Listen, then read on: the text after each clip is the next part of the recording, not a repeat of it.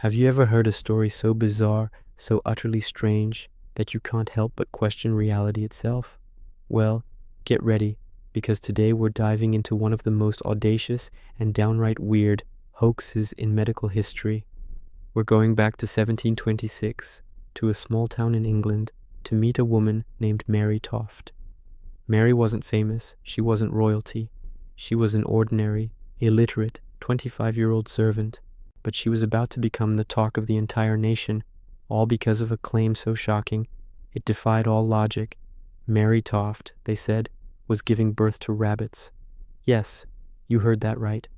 Not baby humans, but actual furry, twitchy-nosed rabbits.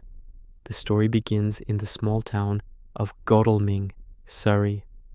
Mary, who was already a mother, had recently suffered a miscarriage.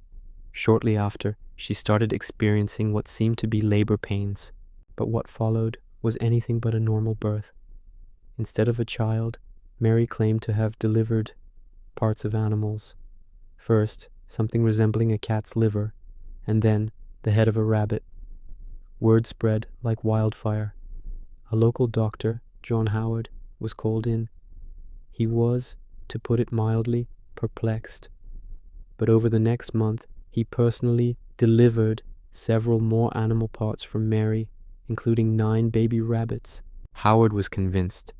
He started writing letters to some of the most prominent medical minds in England. Chlorine, the news of this medical marvel. He was so certain, he even pickled the bunny specimens and sent them off as proof. Now, you have to understand the time. This was the early 18th century, a period where science and superstition were still doing a very awkward dance. The concept of maternal impression was a widely accepted theory. It was the belief that a pregnant woman, strong emotions or experiences could physically imprint upon her unborn child. So, if a pregnant woman was frightened by a rabbit, it was considered plausible that her child could be born with rabbit-like features, or in this extreme case, be an actual rabbit. Mary Toft had a convenient backstory for this. She claimed that while she was pregnant and working in a field, she had been startled by a rabbit and had been craving rabbit meat ever since. To the doctors of the day, this sounded like a perfectly reasonable, if extraordinary, explanation. The news reached the highest levels of society. Even King George IV was intrigued. This wasn't just village gossip anymore, it was a matter of national scientific interest. The king dispatched his personal surgeon, Nathaniel St. Andre, and a respected anatomist named Samuel Molyneux to investigate. When St. Andre arrived in Godalming, he was met with the spectacle of Mary in the throes of what appeared to be another bizarre birth. Right before his eyes, Mary delivered the torso of a rabbit. St. Andre, the king's own surgeon, was completely taken in. He examined the specimen and declared it genuine. He was so convinced that he rushed back to London and published a pamphlet titled A Short Narrative of an Extraordinary Delivery of Rabbits. The public went wild. The story was everywhere. Mary Toft was a medical miracle, a phenomenon. She was brought to London for further observation, treated like a celebrity. Crowds gathered, hoping to catch a glimpse of the famous rabbit breeder. She was housed in a fancy guest house and examined by the top doctors in the country. For a brief shining moment, Mary Toft, the poor servant girl, was the center of the universe. But not everyone was buying it. A sharp-witted German surgeon named Cyriacus Ahlers was deeply skeptical. While examining one of the rabbit births, he noticed something fishy. He found corn inside the rabbit's dung pellets. This was a crucial clue. A rabbit fetus, gestating inside a human womb, would not be eating corn.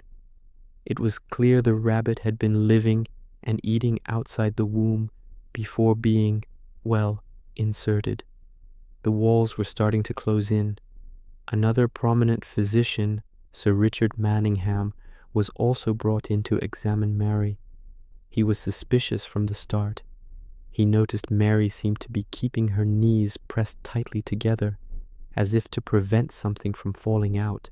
Under increased pressure and scrutiny, and with the threat of a painful, invasive surgery to find the supposed source of the rabbits, Mary's resolve began to crumble.